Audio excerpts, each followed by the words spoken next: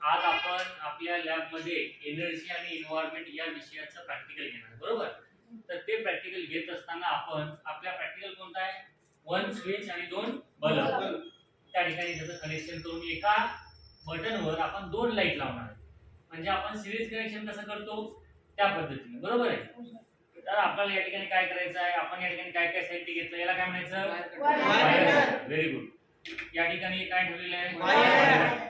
हा काय आहे? स्विच. कोणता स्विच आहे? One way switch. Very good. हा काय आहे? Two pin.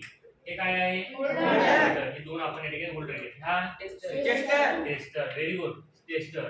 हा ठीक आहे. आणि हे दोन या ठिकाणी आपण काय केलेले? बल्ब घेतलेले, बरोबर? तर याचा आपण आता प्रॅक्टिकल करणार आहोत. ठीक आहे.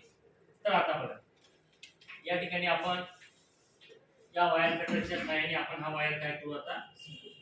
तसं इन्सुलेटर काढू. म्हणजे याच्यावरच आपण काय करायचं? इन्सुलेटर काढायचं आणि मग असं काढल्याच्या नंतर हे एकमेकाला नंतर कनेक्ट करायचं. असं आपण